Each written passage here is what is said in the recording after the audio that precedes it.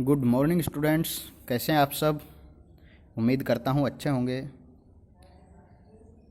देखिए, Rajasthan board 12th class की जो फर्स्ट बुक है इंग्लिश कंपलसरी की रेनबो, उसका फर्स्ट लेसन हम कर चुके हैं 2 वीडियोज़ में। सेकंड लेसन है हमारे पास ए रूम 10/8, 10/8 का एक कमरा। ठीक है। फर्स्ट लेसन की जो 2 वीडियो हैं उनका मैं लिंक आपको डिस्क्रिप्शन में यहाँ भी दे दूँगा, अगर आपने नहीं देखी है तो उनको भी जाके देख लीजिएगा। ठीक है। यहाँ से हम सेकंड लेसन स्टार्ट कर रहे हैं। सबसे पहले मैं आपको ऑथर के बारे में बता देता हूँ। लेसन के बारे में के.एस. दुग्गल के द्वारा लेसन लिखा गया है। K S. Duggal is a renowned Indian writer who writes in English and Punjabi with equal ease. K S. Duggal क्या एक बहुत ही प्रसिद्ध भारतीय लेखक हैं जो कि इंग्लिश में भी और पंजाबी में भी समान रूप से लिखते हैं। He is versatile and prolific as an author. His output is immense and plays beside several works of literary criticism and 2 volumes of verse and his autobiography.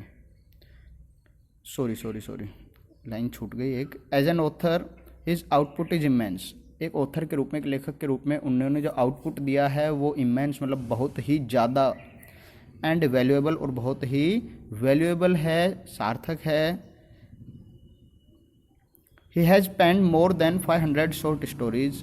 उन्होंने लगभग 500 से ज़्यादा कहानियाँ, 10 नॉवेल्स 10 उपन्यास, 50 शॉर्ट प्लेज 50 लगभग छोटे नाटक, 7 plays beside several works of literary criticism. और लिटरेरी क्रिटिकिज्म से मतलब है साहित्यिक आलोचना के साथ साथ लगभग 7 उन्होंने छोटे प्ले नाटक भी लिखे हैं।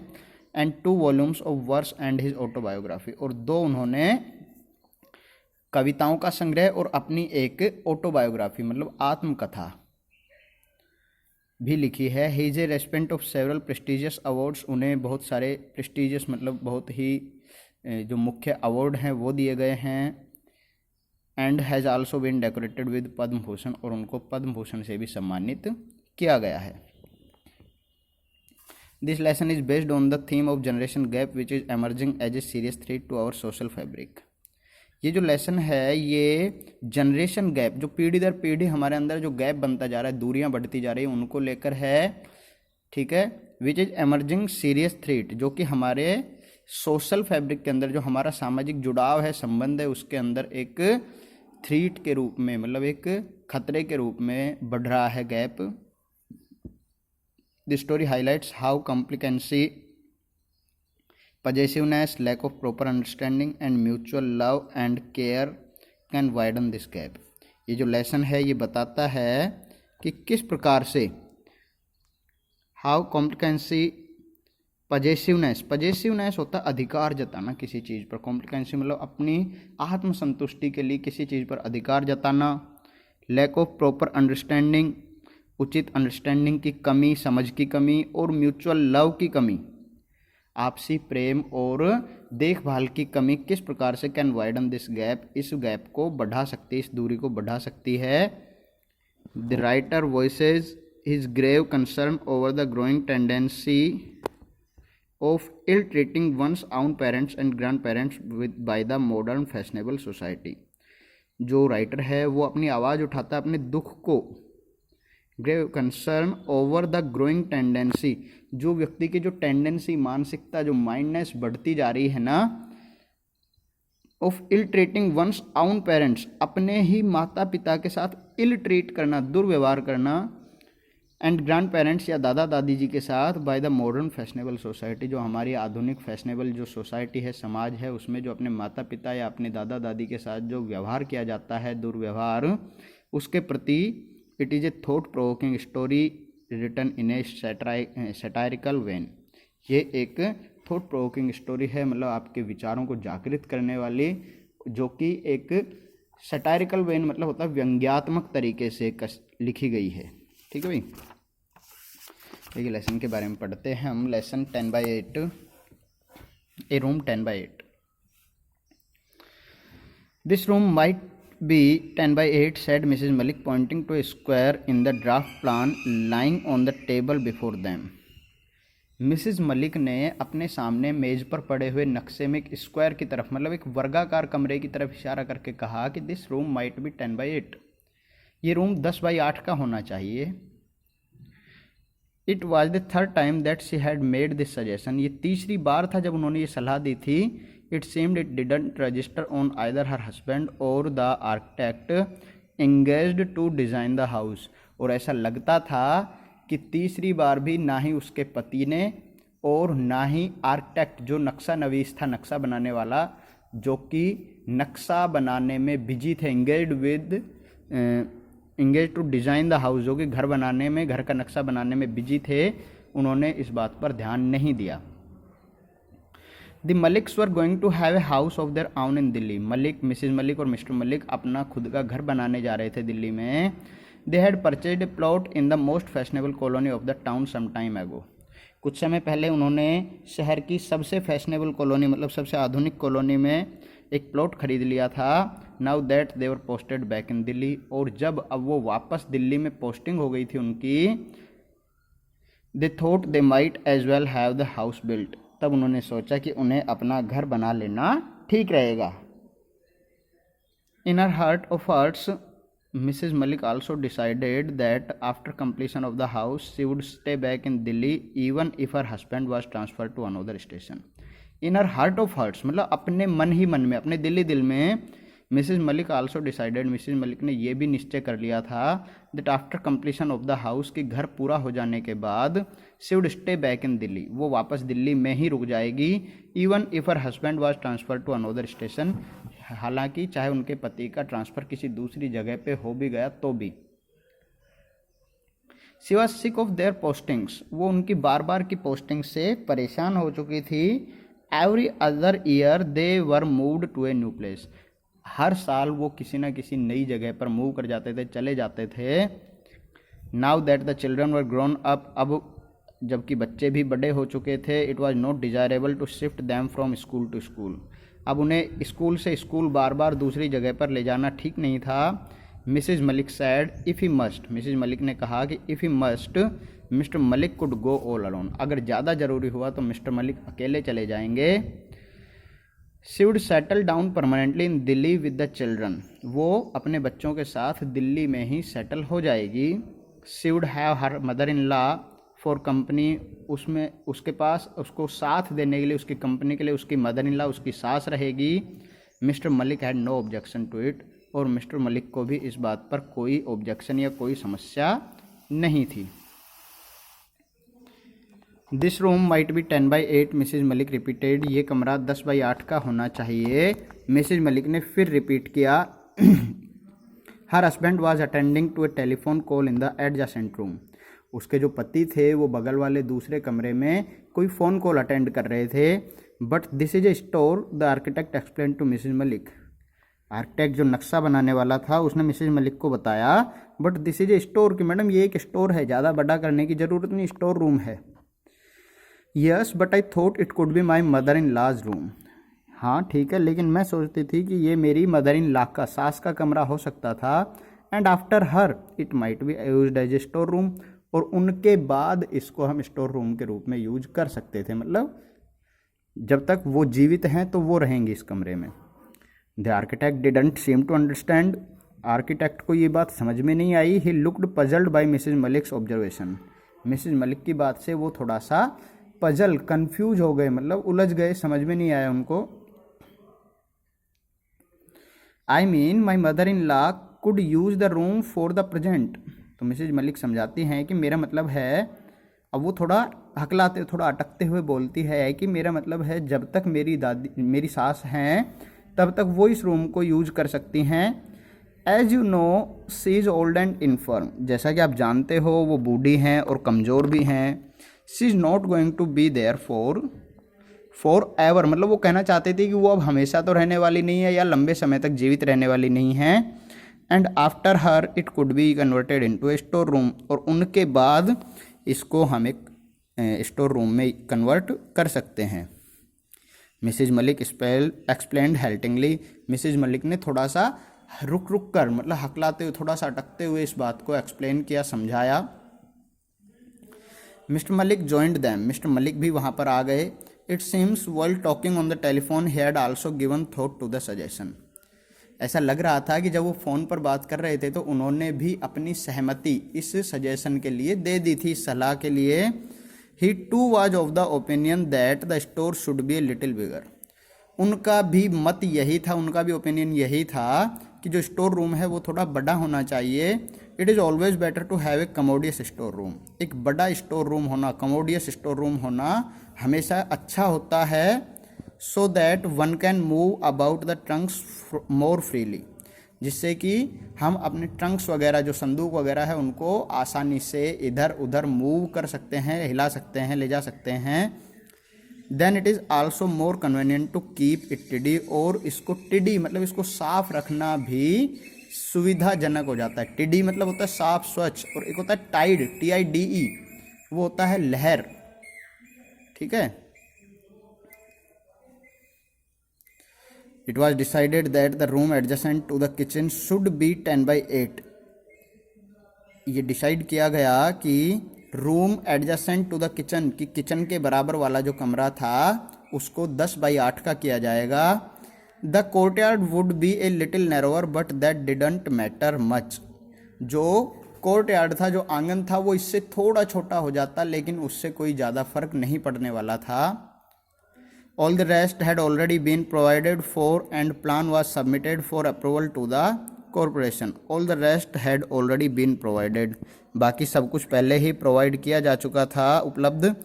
for and the plan was submitted for approval to the corporation. और घर बनाने के लिए जो उन्होंने नक्शा बनाया था उस प्लान को नगर निगम को सबमिट कर दिया गया, जमा कर दिया गया। Mrs Malik took untiring interest in the construction of the house. Mrs Malik ने घर बनाने में या घर के निर्माण में अपना अनटायरिंग इंटरेस्ट मतलब कभी ना थकने वाला अथक प्रयास किया, उन्होंने अपना पूरी रुचि दिखाई। She would be seen standing at the site with her umbrella through out the day. वो मतलब पूरे दिन अपने छाते के साथ में उस साइट पर, जहाँ पे कंस्ट्रक्शन साइट, जहाँ पे मकान बन रहा था, वहाँ पे खड़ी होती थी। She supervised every detail. उसने प्रत्येक चीज़ का निरीक्षण किया। At times she would give a hand to the masons and others.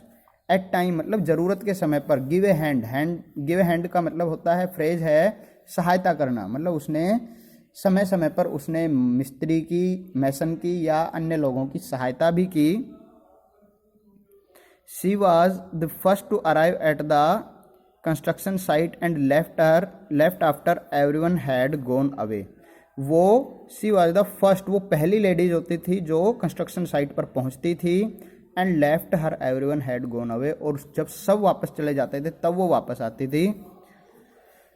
She ensured that there was no wastage of material and the labor did not idle about. वो इस चीज़ को ensure करती थी, निश्चित करती थी कि वहाँ पर किसी भी मटेरियल का कोई नुकसान नहीं हो, वेस्ट नहीं जा रहा हो, और जो लेबर थी, जो मजदूर थे, वो आलसी ना रहें, आइडल ना हो किसी भी चीज़ के प्रति।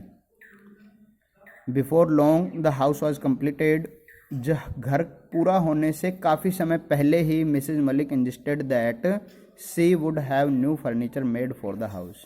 मिसेज मलिक ने इंजिस्ट किया, अनुरोध किया कि वो नए घर में नया फर्नीचर लेके जाएगी। She would not let the old furniture enter the new house. वो नए घर में पुराना फर्नीचर नहीं ले जाने देगी। Not a piece of it, इसका मतलब एक टुकड़ा भी नहीं लेके जाएगी। They were still in the midst of the plans to shift when they learned that the house had been acquired by the government.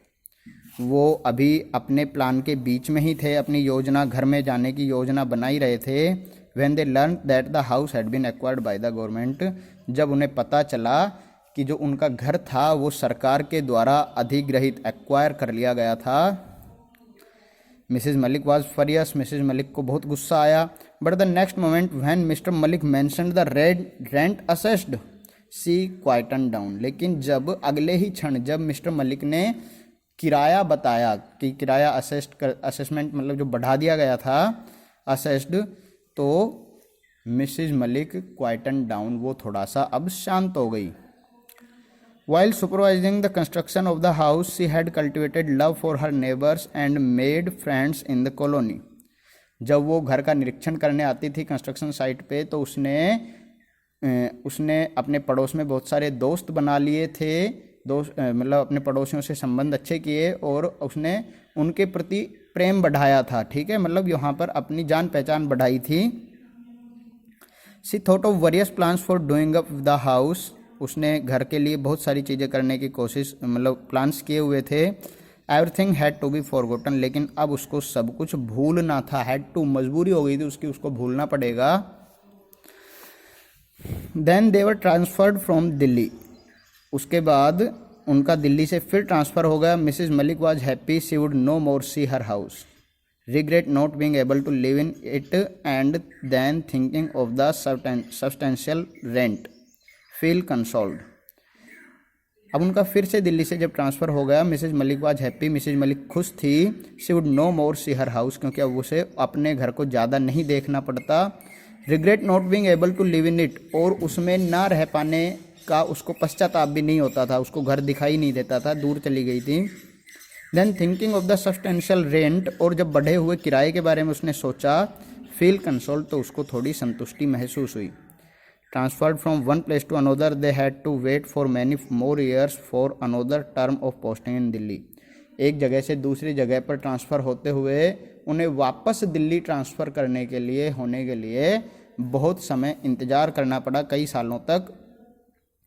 In the meanwhile Mrs Malik's mother in law passed away, और इसी बीच Mrs Malik की जो सासू माँ थी वो passed away, गुजर गई। Their daughter had been married, उनकी बेटी की शादी हो गई। In a way they were lucky that their house had been rented to the government, एक तरीके से वो बहुत ही ज़्यादा खुशकिस्मत थे, लकी थे कि उनका कमरा था, उनका जो घर था वो सरकार के द्वारा किराए पर लिया गया था। Private tenants are such a headache, क्योंकि जो प्राइवेट किराएदार होते हैं वो एक सरदर्द होते हैं। There is no end to their complaints and demands, क्योंकि उनकी शिकायतों का और उनकी डिमांड का कभी भी एंड नहीं होता। And then they are more often than not irregular in the payment of rent, और फिर they are more often than not irregular in the payment of rent, मतलब वो ज़्यादातर प्राय बहुत बार not irregular in the payment of rent, जो सरकार है उसका किराया भी इरेगुलर नहीं होता, अनियमित नहीं होता, मतलब नियमित रूप से, रेगुलर रूप से किराया भी आता है। Mrs. Malik's house having been requisitioned by the government, the rent was credited to their bank account every month regularly. Mrs. Malik का जो घर था having been requisitioned by the government, वो सरकार के द्वारा रेक्साइट कर लिया गया था, मतलब वापस ले लिया गया था। The rent was credited to their bank account every month regularly, और इस तरीके से उनका जो किराया था वो प्रत्येक महीने उनके अकाउंट में डाल दिया जाता था। Only their son remain to be married now, अब सिर्फ उनके बेटे की शादी होना बची थी। Mr Malik thought that they would rather be done with it before he retired, Mr Malik सोचते थे कि उनके रिटायर होने से पहले वो इस कार्य को भी कर लें तो ज़्यादा अच्छा होगा। Their son had been married, अब उनके बेटे की भी शादी हो गई। Mr Malik had retired from service, Mr Malik अपनी सेवा से निवृत्त हो गए, रिटायर हो गए। But their house had not yet been released by the government, लेकिन उनका जो घर था वो अभी तक सरकार के द्वारा नहीं छोड़ा गया था। Mr and Mrs Malik lived with their son and daughter in law in a rented house, Mr Malik Mrs Malik अपने बेटे और अपनी पुत्रवधू के साथ एक किराए के घर में रहते थे। Mr. Malik was still fighting with the government for the release of the house when his end came. He passed away without being able to live in his house even for a day. Mr. Malik still fighting, अभी भी सरकार से लड़ रहे थे with the government for the release of the house, अपने घर को वापस लेने के लिए, सरकार से छुड़ाने के लिए। when his end came, जब उनका देहांत हो गया। He passed away without being able to live in his house even for a day, वो अपने घर में एक भी दिन रहे बिना ही गुजर गए, उनका देहांत हो गया। Now within 3 months the house was derequisitioned, और अब उनके गुजर जाने के मात्र 3 महीने बाद ही सरकार ने उनका घर खाली कर दिया। ठीक है भाई, हाँ, अभी आधा लेसन आपका बच गया है, आधा लेसन मैं करा चुका हूँ। नेक्स्ट वीडियो कल ही अपलोड करेंगे, ठीक है। और इसका भी मैं उसमें लिंक डाल दूँगा, और पीछे का जो पढ़ाया हुआ है उसका लिंक भी मैं आपको इस वीडियो के साथ डिस्क्रिप्शन में डाल दूँगा, देखते रहना, ठीक है भाई। ओके।